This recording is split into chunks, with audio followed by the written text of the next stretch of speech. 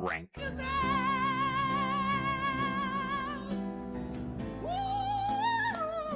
Spitting? Spitting? Oh, spitting at them. Is that the sign? Spit! Fantasy Football Universe, what's up? I'm here today with the Adjust the Ranks podcast. As you might notice, I'm not Jeremy. Jeremy is out today, so it is me going live for you.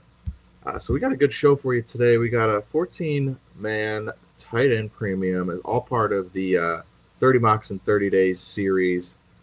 So, we hope to get it. We got to fill this draft still. But I'll pull up the board right now and kind of show you what we're working with.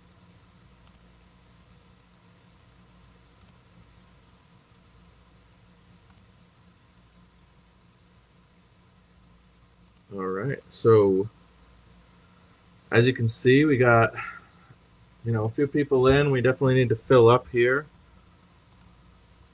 So we will hopefully get that going. In terms of this format, when you're talking 14 team, you're going to start losing your players quick. You really got to go in with a strategy. 12 team, you can kind of game the board. 10 team, you can get whoever you want. 8 team, that's not a real league, though. I'm just playing.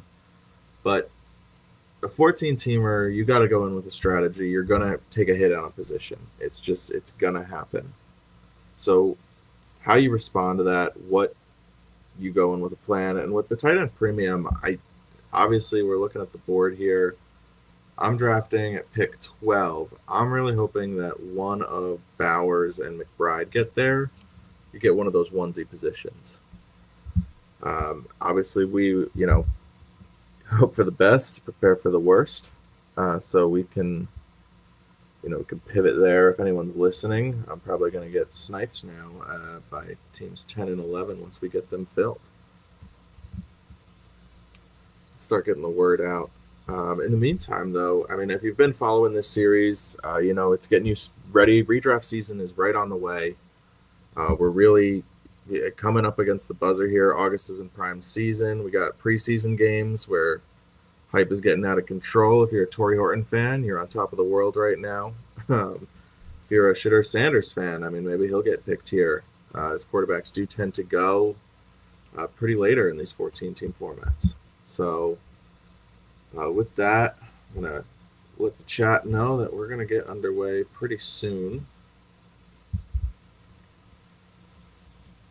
And, if you have any values that you like, let us know. Maybe we'll see if you want in on the draft. I'm going to be dropping the link in the comments section coming up here.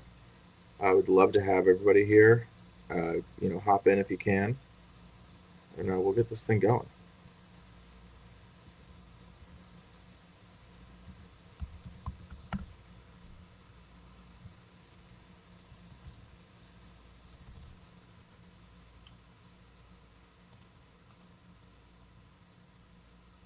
So the other thing with this format is there's been a lot of questions that you've been seeing Ja'Marr Chase or Bijan Robinson going 101.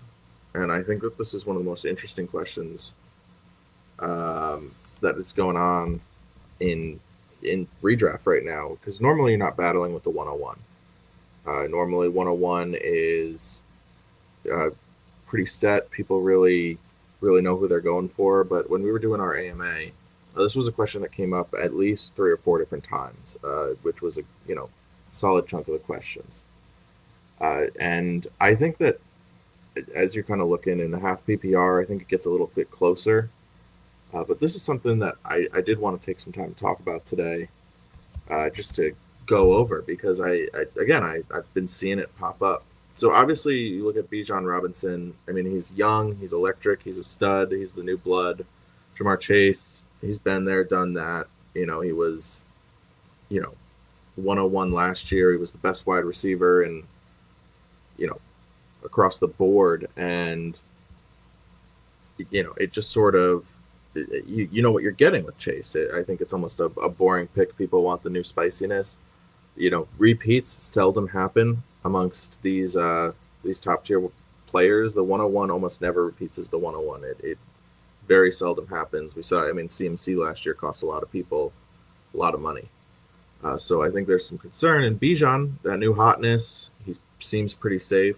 But I lean Chase all the way. And this is one where when you're looking at the top of the board, Ja'Marr Chase, I fail to see how it goes wrong. The Bengals have one of the top passing offenses in the entire country, the whole NFL. And their defense is no better than it was, previously.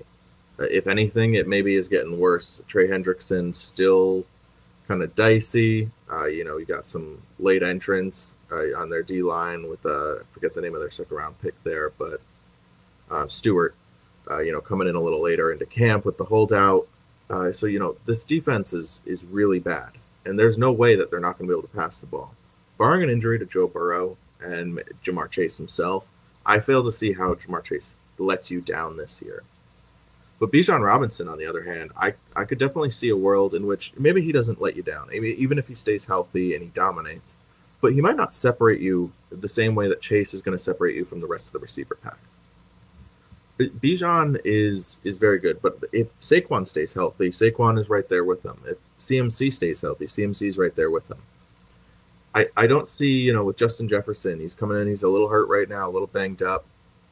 And, I could see a little downturn. J.J. McCarthy, you got question marks there. CeeDee Lamb, George Pickens to the outside. And it's not as if Dak Prescott has been the pinnacle of health. So, you worry about that, him staying healthy and having the quarterback. And again, does George Pickens take some targets away from CeeDee Lamb? Not enough, but maybe enough to make a difference there. Go down, you got Puka Nacua. Matt Stafford is dealing with a pretty bad back injury. Our guy Ben McCown over at Dynasty Gambit, shout out him. Pretty concerned about this injury. He comes from a sports medicine background. And this is one of those things where, I'm really worried about, what he's doing there. And then you got Amon-Ra St. Brown, who Ben Johnson's leaving. You just keep going down the list, and all of these wide receivers have question marks that are hard to answer. But Ja'Marr Chase really doesn't. We got our boy from Dynasty Dogs, Mike. Appreciate you. I love it. And then Hunter comes in. Mike, hop in here if you can. If you can't, totally get it. Then we got Hunter 18 here. How would you draft from the 109 first 2 rounds in a 10-man PPR league? So first 2 rounds, 109. I find myself actually in a spot like this in my home league. This is where I'm drafting from. And he says, assuming that Puka is taken. So when I'm looking at this spot, I've done a few mocks from this spot here to just trying to round out, see where we're going. It's a tough spot to be in because there's a million different ways you can do it. And we'll pull up on our board here. You kind of see you got Derrick Henry in this spot. You got Genty, but the guy that I've actually been targeting, I've been looking at Malik Neighbors, who I think could be that difference-making wide receiver. I find I'm a little worried about this injury, but there's nobody else on the Giants. And last year with Daniel Jones, who I don't know if anyone else here is a Giants fan. I don't know if anyone watched Giants football. If you did, I'm sorry. If you weren't a fan, I don't know why you were doing it. But Daniel Jones is really bad. He's gotten a little bit of a resurgence reputation, I think, because people are hoping that maybe it was a Dable problem, maybe it was a Giants O-line problem. But I think Russ is going to really elevate him this year. Russ is a competent quarterback at this point in his career. He's not the difference maker he once was. So I'm targeting Neighbors. I think he could elevate into that top tier of wide receiver, like we've seen from Jefferson, like we've seen from Chase. And, there are question marks, but you're picking from 109. You're almost losing that chance to take the for sure top guy. So you got to take shots on upside. And with that leads into my next target. I've really been targeting Devon Achane. If you look last year, Achane, you can get him kind of at that turn at 109. You come back around in the second round, he's usually there. Achane, when Tua Tagovailoa was healthy last year, was RB1. In points per game. He's a target monster. He's a big play machine. But when Tua went down and the O-line was really bad last year, he was steady. He was a great RB2. If you played him, it was like ugly. You know, he'd have 38 total yards, 15 receptions for 15 yards, and 20 on the ground and no touchdowns. But he was putting up those points.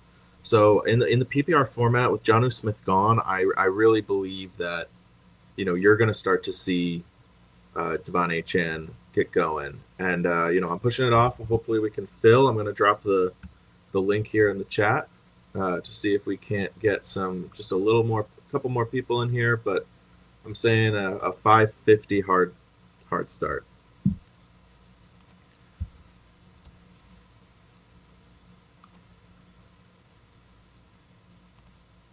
Yeah, thinking Neighbors on Monroe, Brian Thomas Jr. I don't think you can go wrong if any of those guys fall. You know, the wide receivers it gets a little scary for your wide receiver one the further down in the draft board you go. You know, it can go quick. There's a lot of running backs I like later, so I definitely like targeting one of the wide receivers in the first round. I played around with a CMC Achane, you know, 2-for-1 special, and you know, it wasn't as pretty as I would have liked. I think T. Higgins ended up my only wide receiver, and that was a scary start. So I definitely like when you're at the back end trying to double tap those positions, not necessarily going for the onesies, and going for, you know, you can get McBride in the third round a lot of times. You know, he's kind of eking back around there, but if not, George Kittle's right there usually. So you know, I think that's a great strategy, Hunter. I appreciate you commenting. Anyone else have any questions before we get started? You know, we're gonna get started 5:50 to try to fill this. Join if you can. I'd love to have you all in here. If not, the computer's gonna have a field day with this 14-teamer. So we'll see. Putting it in here.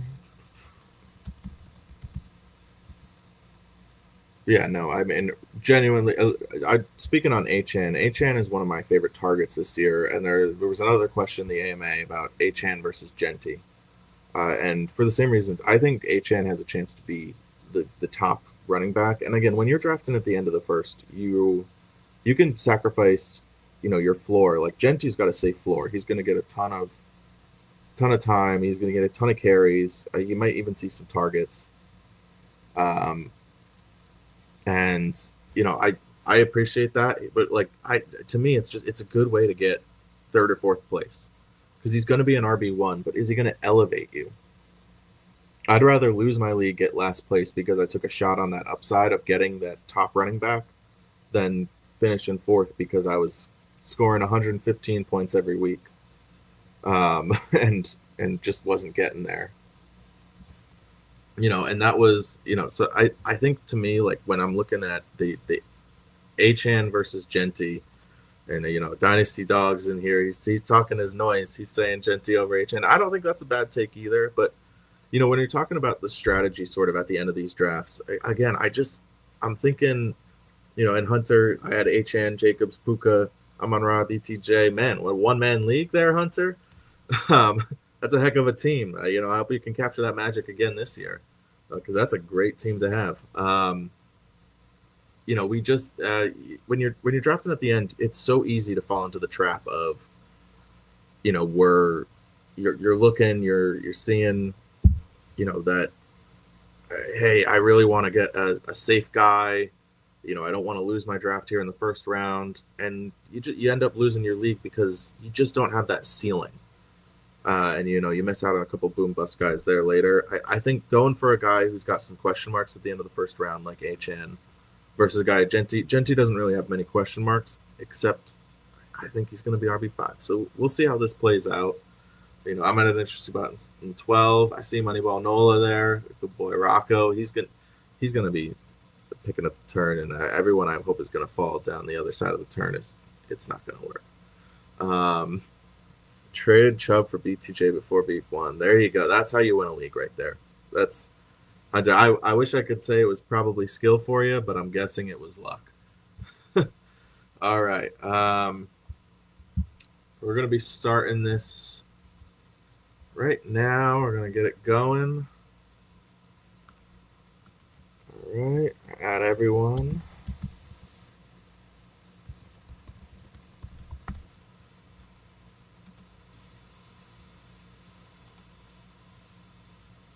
All right. And we're starting. Got 101 up. Let's see how this goes. Again, we talked about Chase is pretty chalk here.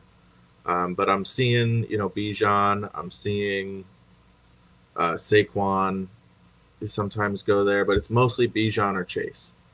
I think it's there we go. So we got Chase, Barkley, Robinson. So, Robinson falling to 3 is not something I'm seeing very often. That might be a computer. Ooh, Huncho with the spicy CeeDee Lamb. So my boy Huncho, he's a big CeeDee Lamb guy, big Cowboys guy. So that might be a bit of a homer pick, but I don't hate it. So CeeDee Lamb, obviously we talked about, he's coming in this year. Dak looks healthy. He's got to be motivated after all of the talk. Coming in last year where people were talking about the Cowboys, their downfall. I mean, the noise has got to start getting to you because you're looking at the Jerry Jones fiasco, Michael Parsons right now. There's been more drama than there's been production on the field, and that's never something you like to see, at all. When that happens, you got, it gets in the team's head. The motivation starts going. I think CeeDee Lamb's going to have a great year this year, though. Obviously he's a good first-round pick.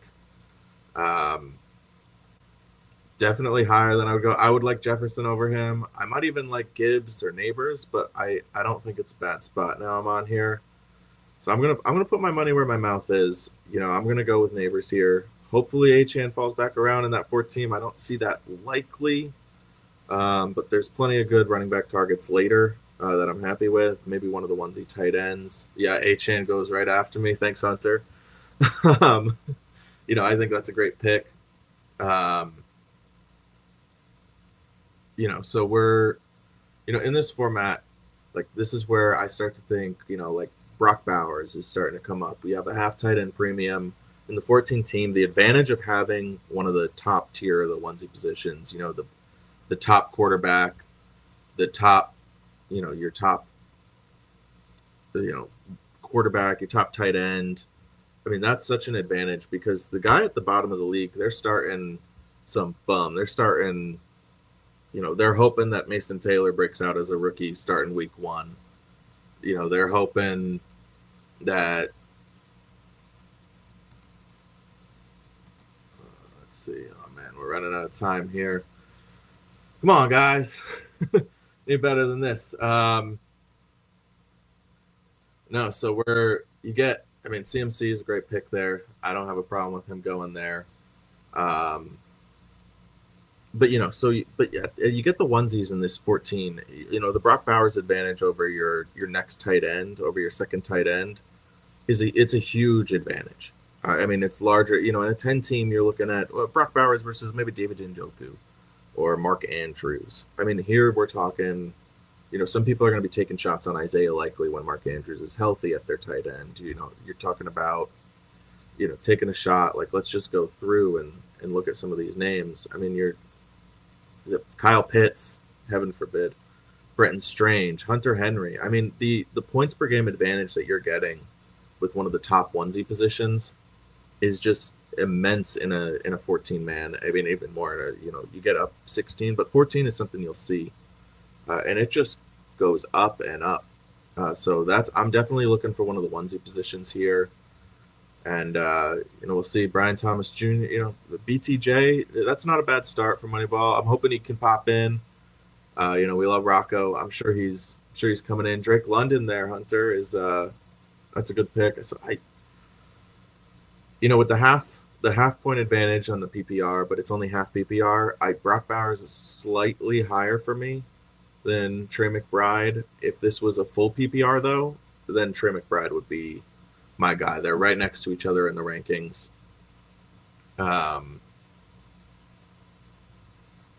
So we're going here, and again, it's tough because you see now coming back around, you got Lamar Jackson is one of the top onesie position guys. Jaden Daniels is right there. So if I'm Huncho, I'm looking at those guys maybe coming back around on the board.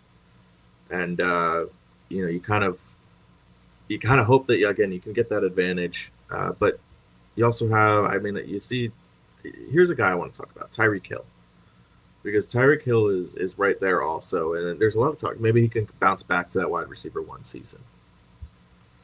I don't know about that. There's been a lot of bad noise, and you see Huncho goes Kyron Williams. That's a great pick right there. He balances out his team, gets an RB1. Kyron just got paid. But coming back to this, Chase Brown, Jaden Daniels, Lamar, so the onesies are gone.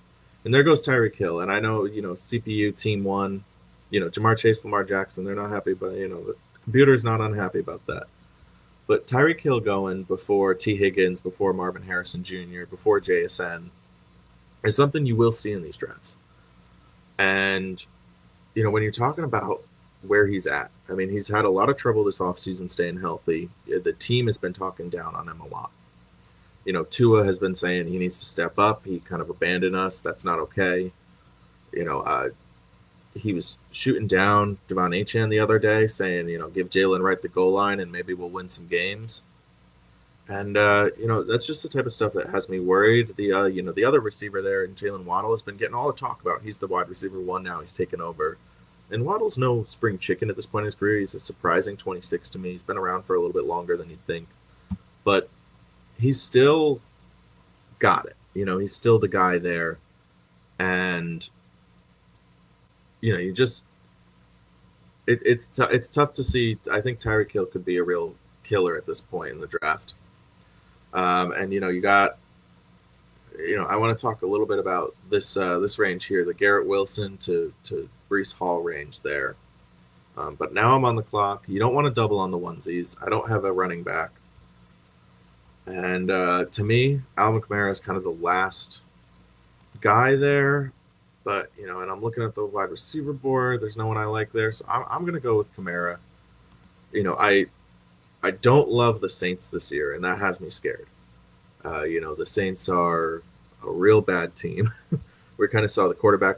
I don't want to call it a battle. It's almost a attempt to stay alive till the very last minute.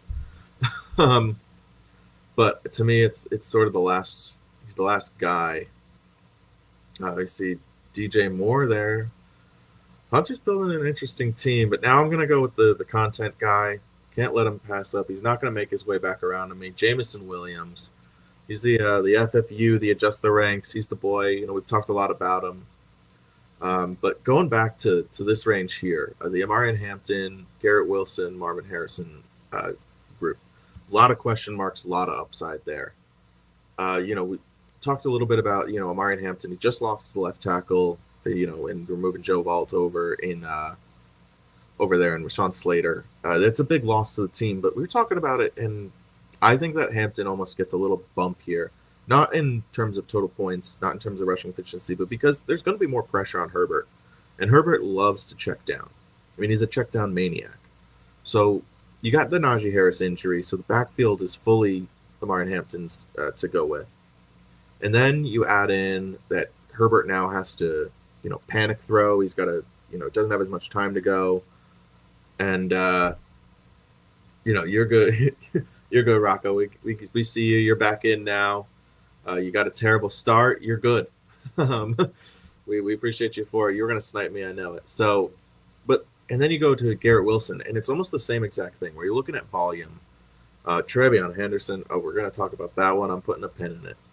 But, Garrett Wilson and Marvin Harrison Jr., they're almost two opposite pieces of the pod because Garrett Wilson gets all the volume and hasn't had the production. Marvin Harrison struggled to get the volume last year.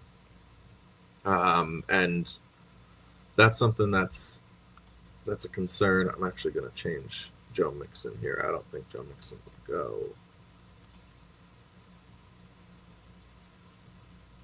go. All right, so now we're set there. I don't think Joe Mixon is going this early with the injury, so I want to make sure our board stays clean here. But so that range of Marv and Garrett Wilson, they have two opposite problems, and you're really betting on a step forward for both of them. Garrett Wilson needs to step up in that efficiency. He's absolutely a target hog. He can't. Quarterbacks can't look away from him, but Justin Fields hasn't exactly supported elite wide receivers, and Garrett Wilson has struggled with that his whole career. I mean, even last year, mean, he was top 10 in targets, and he finished wide receiver 30 per game. That's just not going to get it done. That's kind of been the story of his whole career, though, where the production isn't matching the volume that he's demanding. And then working our way down the board. Henderson is a great pick, though. Obviously, we're looking at him. He's all the talk of town, but he's going earlier and earlier. The fourth round, I think this might be one of the earliest spots I've seen him go. Obviously, it is 14, so board's getting a little thin here. You see Joe Mixon at the top. You see, there goes Travis Hunter. I mean, Jaylen Waddle you're looking at. But, I mean, it's starting to look very juicy for some not great players real quick. And that's the danger of the 14. If you miss at your top, you're going to miss out. Whereas 12, you get a little more depth. 10, you get a little more depth. And I know I'm harping that point, but I think it's really interesting to see. A lot of you are going to have these types of leagues, and Joe Mixon feels fine there. Jalen, Team 11, sniping Jaylen Waddle from me. I have all the power to take it. With the recent news, though, of the Tajay Spears injury, this is where I'm just smashing Tony Pollard. I've been smashing him all year. I usually like to go around later. But last year he was stealthily good, over 1,000 yards, got a lot of receiving work, and that Tennessee offense was atrocious. I mean, the O-line wasn't good. Obviously, Will Levis, I love you, Will. Will and I went to high school together. We're baseball throwing partners. I love the kid. Great guy, smart. He just, he didn't have it for the NFL last year. I hope he can come back, get that shoulder healthy. But, I'm rooting for my fellow Connecticut guy here. But, he didn't have a lot to work with when when Tony Pollard was running. He was the focal point of that offense, embarrassingly. Then, Mason Rudolph was in there. You had just a mishmash of terrible options. So now you get Cam Ward, who I think, are rookies great? Do they add a lot of value? Not necessarily. But what you do see is that a guy like Tony Pollard can really step up. I think that offense can take a step forward, maybe a couple more touchdowns, a little bump in efficiency. And with Spears down, I see him catching a few more passes. So now I'm on the clock here, and I have a decision to make. I've kind of filled out my positions. I don't love any of the quarterback values here. Aaron Jones is not bad, but I'm actually going to be pushing up and drafting way ahead, and I've been doing this all off season. I am pushing Emeka Egbuka up into this range. Chris Godwin is still not healthy. The Bucs offense is, really it's an electric offense. You want a part of it. Mike Evans getting a little older. The talk of town has been Emeka Egbuka. And if I told you for sure that he's starting the season as the wide receiver 2 in the Bucs offense, Baker Mayfield's at the helm, that O-line working, Bucky's good. The only difference is that Jalen McMillan is going to be the 3, Emeka is going to be the 2. Mike Evans obviously dominating. I mean, Kate Otten is whatever. I mean, I could make an argument that he should be going ahead of, Chris Olave, DJ Moore, Travis Hunter even, because it's a high-powered offense. We know he's coming to the league polished, fast, strong. It's just he's a great guy to get going, and we're getting Pearsall. I'll set it.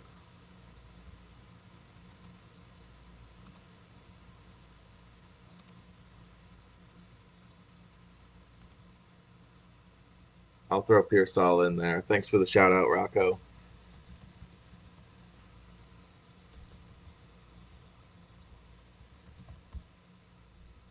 Ooh, maybe did he already go?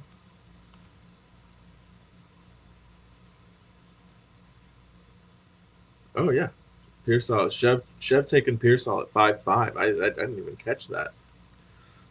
So that's obviously real early. Chev and I go back and forth. I took Emeka early. I didn't even see Pearsall go. So Pearsall's normally going around that mid-6 range in these. Your eighth roundish in your normal 12-team type of leagues. And listen. Juwan Jennings is still not healthy, and that's definitely something to be concerned about. I mean, most of that, most of the offense, the only healthy one, and I don't even want to put this out into the universe right now. The only healthy one is CMC and Brock Purdy. George Kittle's doing fine too, obviously, but when CMC is amongst your top 3 healthiest offensive guys, that's not good. I mean, Ayuk isn't ready to start the year.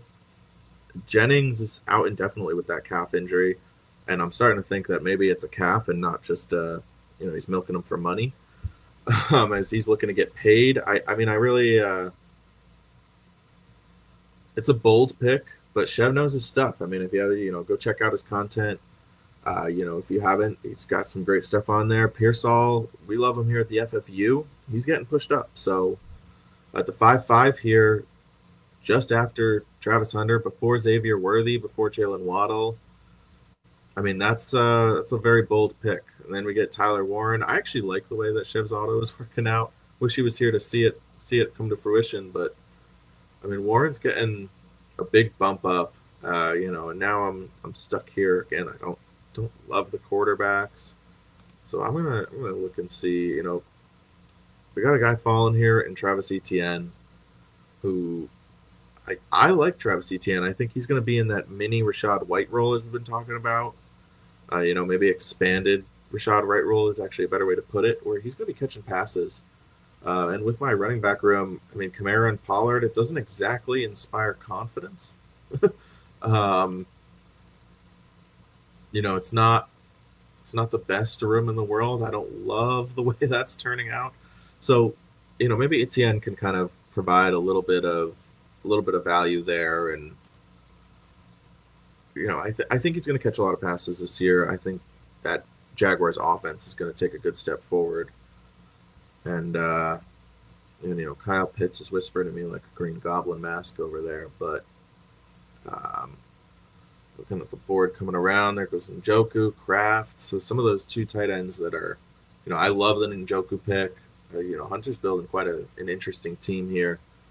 I like the way it's facing. Jordan Mason, you bastard.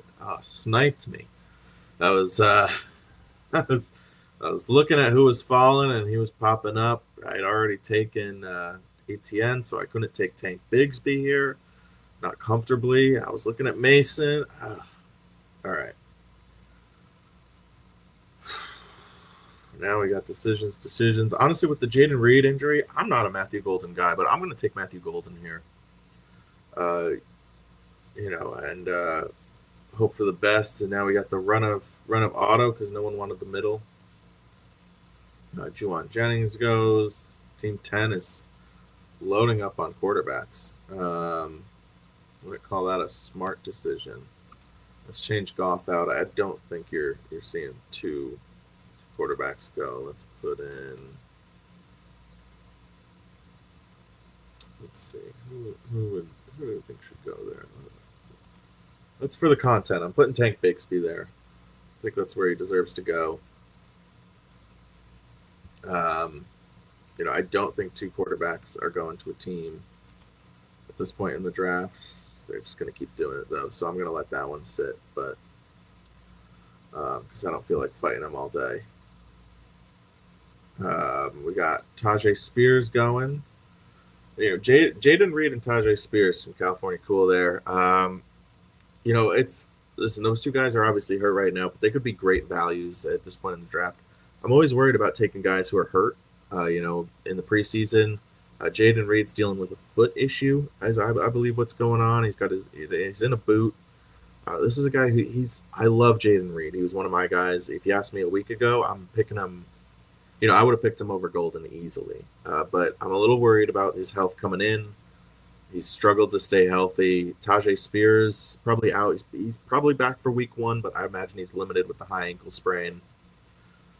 Huncho going Ferguson, staying with the homer picks here, and all right. Then I'm gonna go with another guy that I can't do it. I need a running back. I'm gonna go with the Cowboys starting running back, Jadon Blue. Now Blue has been getting a lot of talk. He's running with the ones. Again, not a Blue guy myself. I didn't love the tape. He doesn't have a lot of power to his game at all.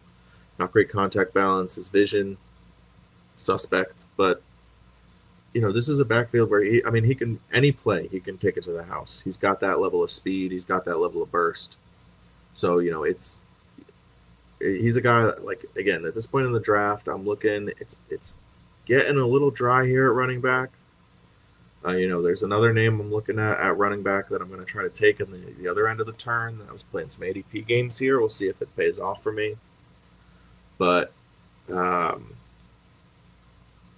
yeah, gosh. Running back just dried up so fast. And Jaden Blue is a guy I think can really step up. Going back to Shev's pick here of Brandon Ayuk.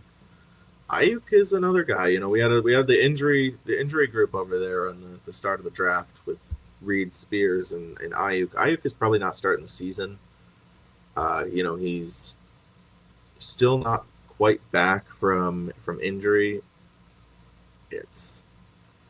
I'm very skeptical that Ayuk is going to be able to actually be a consistent producer this year for your fantasy teams. He's had a lot of trouble coming back. He's had trouble last year coming off the injury, and thank God Ray Davis came back to me. So I'm smashing that. And but Ayuk is a name. It's a do not draft. It's a pure avoid for me. I love seeing Marvin Mims go there. He's I don't know that he stays healthy. But Cedric Tillman, Shav redeems himself for me here. Because Tillman is another guy. That Browns room is looking rough in terms of quarterback play, but Shadur gave a little bit of glimpse of hope. That maybe he can do enough to support team. Some fantasy options. I don't know that anyone in that Browns quarterback room. Joe Flacco can support some options. I think Shador could support some fantasy options. I don't think any of them are going to be good. Damn you, California, cool. I was hoping to make it back. I don't think any of them are going to be good per se at the quarterback room. I think the Browns are going to be really struggling. They're playing for one of those top quarterbacks this year. I would love to see Lenore Sellers in that Stefanski system, although I think Drew Aller is actually a perfect fit. But, I forgot to take defense off. That's fine. I'll draft some defenses. Now I'm on the clock here. Quarterback is drying up, but Trevor Lawrence is still there. And Dylan Sampson was a great pick, and I regret not taking him. But, Trevor Lawrence, I definitely believe in. I like him more than C.J. Stroud. Jordan Love is about the same for me, but more than Caleb Williams. I was crucified in the Empire of the Elite. If you haven't checked out their Discord, and join ours if you haven't yet. We love to talk ball, but let's talk about how Caleb Williams had a historically bad rookie season, and I guess that was a hot take. But he led the league in sack yards last year, over 500 sack yards, or just about 500 sack yards, just under. Took 66. That's not all on your O-line. I don't care how bad of an O-line you have. It's just not. That's on you at a certain point. He's holding the ball too long. His inaccuracy downfield was brutal. Those are just the type of things that it has me really concerned. For Caleb Williams going this year, the camp noise has been real rough, real hit or miss. I'm gonna go with Keenan Allen here. I think Keenan can get going. But camp noise has been rough on Caleb. When he was coming out, he was my quarterback one. It wasn't even particularly close in his class. He was in a tier by himself. It was sort of a 1A to a 1B tier, but it was definitely a different tier. Whereas, guys like Drake May would have been a 1 in a normal year. But it was real bad. The hero ball tendencies are just, they were playing out. And, you kind of hate to see how that went for him. He was inaccurate. He was running out of clean pockets and taking sacks, forcing pressure that wasn't there, holding the ball, looking for the deep guy. And I don't think it was all offensive system. I know he's kind of a sleeper this year. I took him in my Scott Fish Bowl draft. Shout out Scott Fish. If you haven't donated, go donate. It's Fantasy Care is one of the best organizations out there. But I'm regretting that pick as we get close to the season. I'm getting very nervous. Would much rather have JJ McCarthy over him. Would much rather have, even Tua Tagovailoa. I'd rather have Tua because a healthy Tua does wonders for an offense. Taking Brandon Aubrey, Huncho is such a homer. I'm calling him out right now. I mean, look, we're gonna go over his team after, but I bet he's taking the Dallas defense on the turn here too. But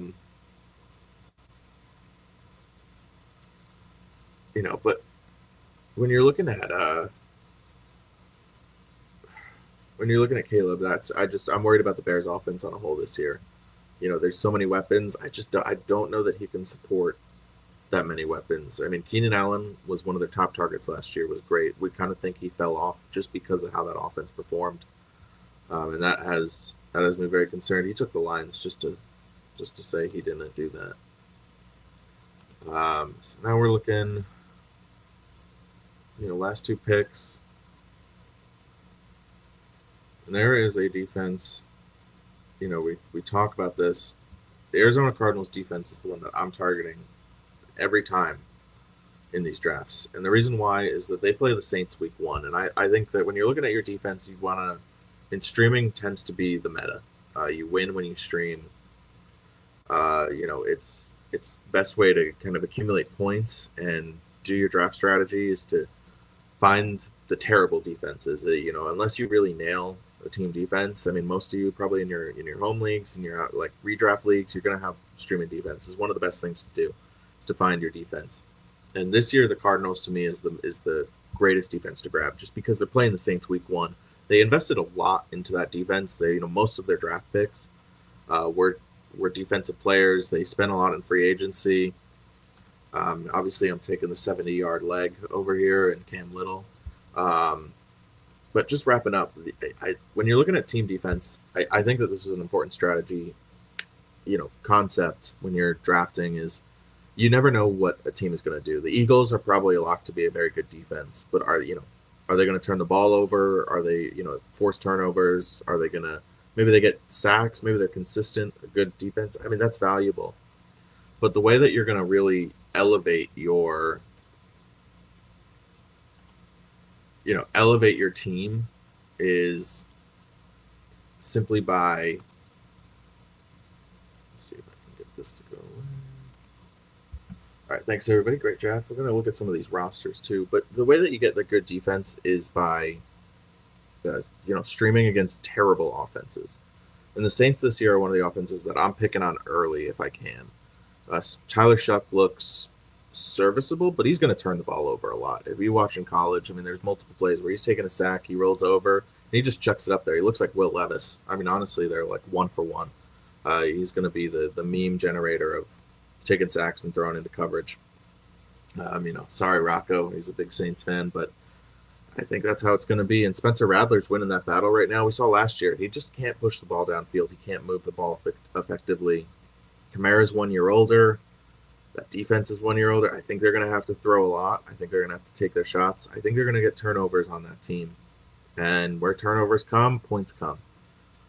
So let's look and see if we can't do this. So, I mean, looking at the teams, kind of who I think had a great draft. I mean, I want to say like favorite picks by a round. My favorite pick in round 1 was Malik Neighbors. No, I'm just playing. I love the CMC at 114 because as we talked about, you really want to take your shot at upside when you're drafting at the end there. You really need to elevate your team, and otherwise you're going to lose out. I mean, this team 1 right here, Jamar Chase, you got Saquon Barkley, you got Bijan. Those are guys that are guaranteed to be elevators.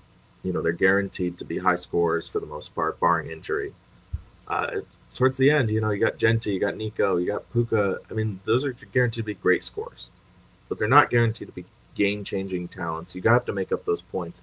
Best way to make up the points, grab a guy like Achane, grab a guy like CMC, who can truly elevate your team. I mean, CMC would be 101 this year probably if he had stayed healthy last year. His usage was still great. Gets work in the passing game. I mean, they have no receivers right now outside of Ricky Pearsall.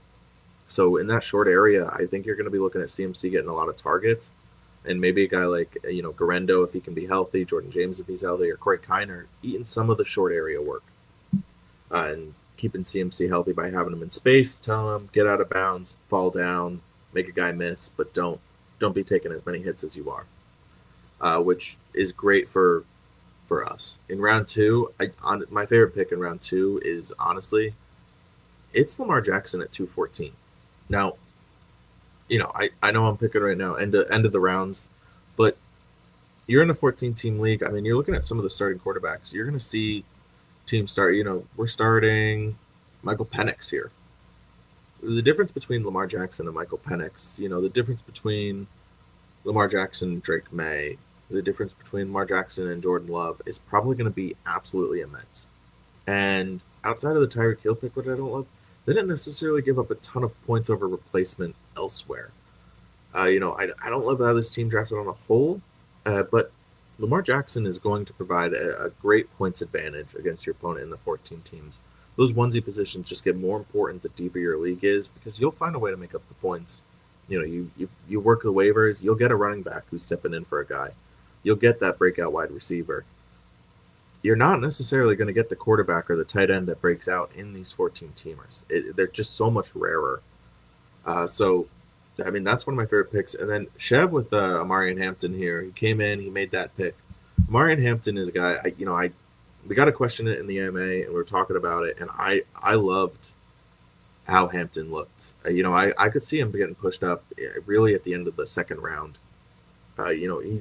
He's going to catch passes. He's going to score touchdowns. That offense is going to do, it's going to be high functioning, high powered offense. You saw last year the defense is very good, so it's going to be a lot of safe plays. I'm a little worried about Lat McConkey, a little worried about Keenan Allen, but you can get him late. And Trey Harris hasn't been looking great, which I don't love, but I really think that it's going to run through Hampton.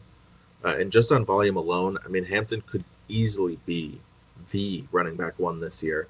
I mean, 50 catches seems pretty doable. That's what J.K. Dobbins got last year. I don't see why Hampton can't push for 60, 70 even. He's a better pass catcher. He's going to be on the field more than Dobbins was. And hopefully he doesn't break down at the end of the year like Dobbins was, because the second half of the year, Dobbins was only averaging, I think it was 2.5, 2.6 yards per carry. And that was also supported by his, yards over expectation. All of his advanced metrics, broken tackles went down. Yards after contact went down. I mean, the running game stopped. That's why Herbert started throwing more. Hampton carried massive workloads in college. He showed he's got the body for it. I mean, he's just an ultimate power back. He's going to, as long as he stays healthy, the college wear and tear doesn't get to him this year, because that NFL wear and tear is heftier. It's not the ACC anymore. But I think he's just going to catch a lot of passes and get going. And then, his fellow rookie running back was my favorite pick of the fourth round here, TreVeyon Henderson.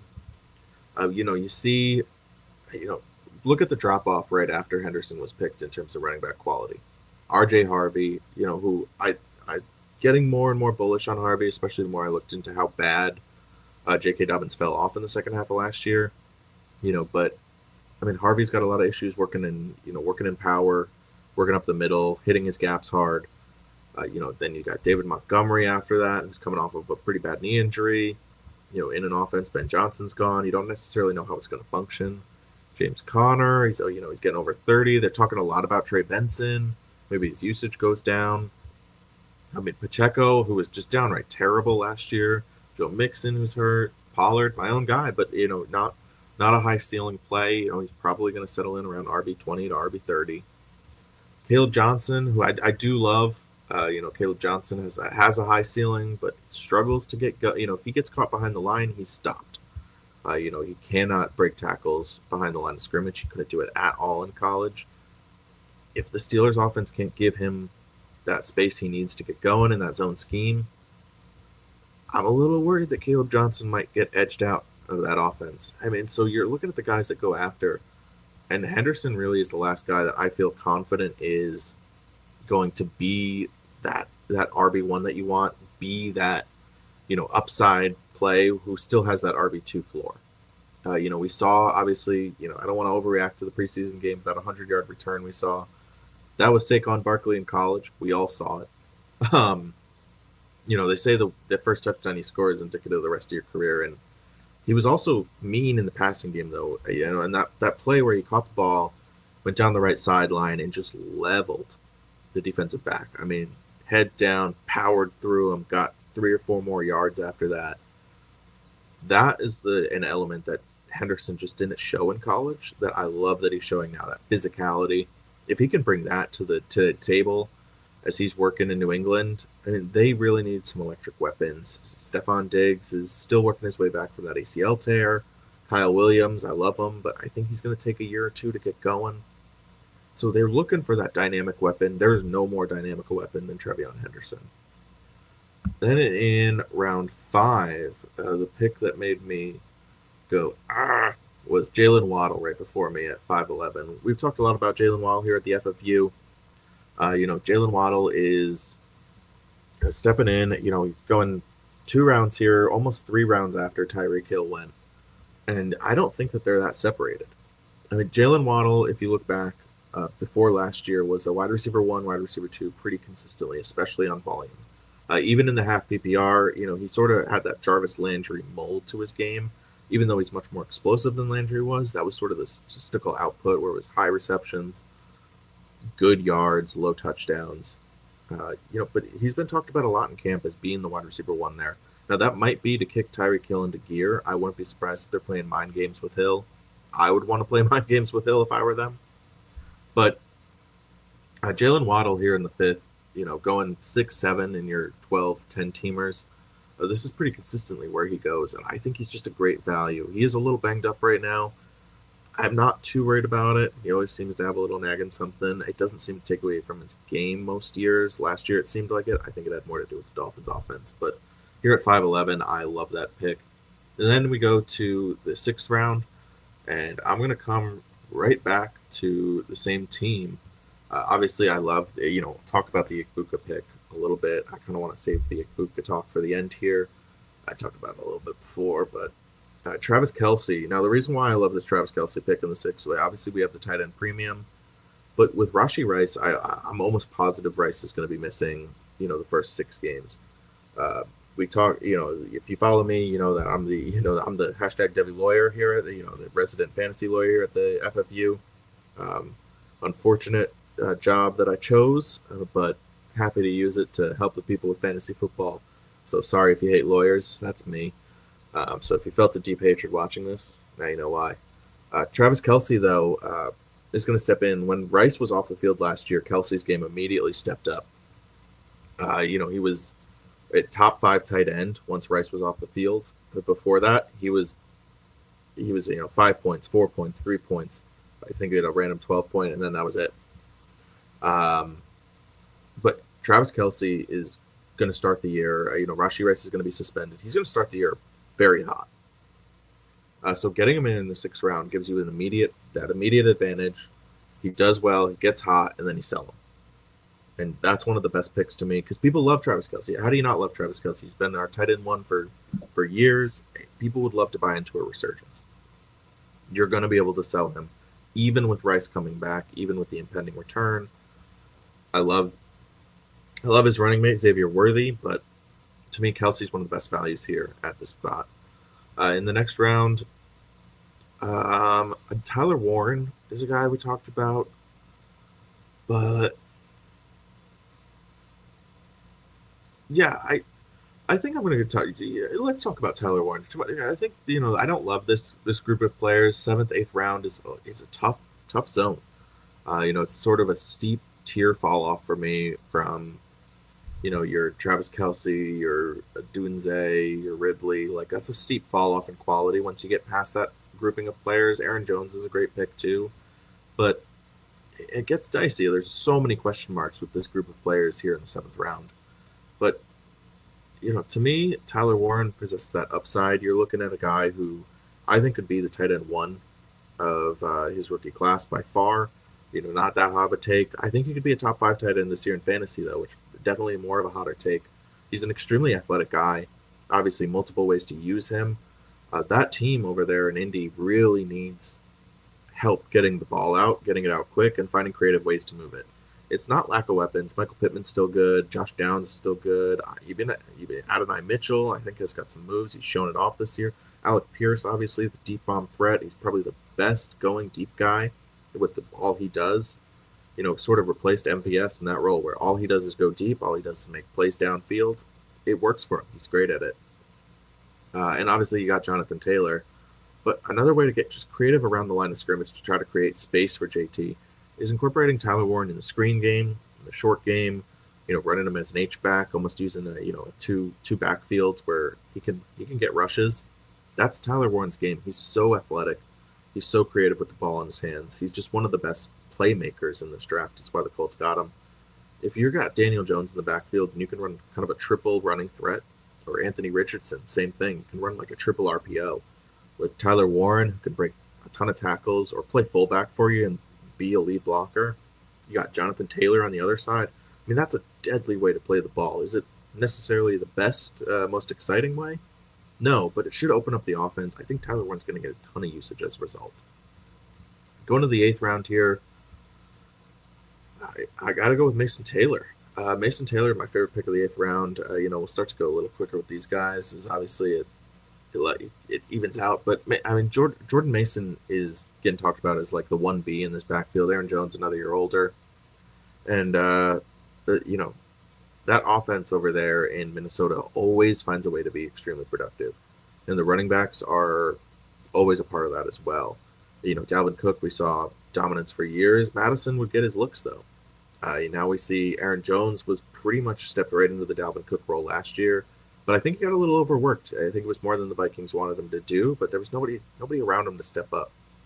This year, you bring in Jordan Mason. Jordan Mason was one of the best rushers, just pure rushers last year, almost like that Nick Chubb pure rusher type. Obviously, Jordan Mason isn't Nick Chubb, but the angry downhill runner, finding the gaps, finding the end zone, getting those hard yards, that gritty play. I mean, that's what Jordan Mason was doing. So I think he's an extreme value later in your drafts. If you're looking for a guy who, and Aaron Jones hasn't been the pinnacle of health, but if you're looking for a guy who can be a contributor, RB3, you need a flex, you need to punch in an RB2 on a bye week, I think Jordan Mason's going to be that guy. Obviously, he wasn't healthy all of last year either, and that's been something that he's struggled with. His running style is conducive to getting a little hurt. So definitely watch for that, but when you're talking about the 8th round, I mean, Scadaboo's hurt right now. Charbonnet, I like. Charbonnet is a great value here too. Javonte, I'm not feeling. There's not been a lot of great word out of camp. Not a lot of bad word, but not a lot of great.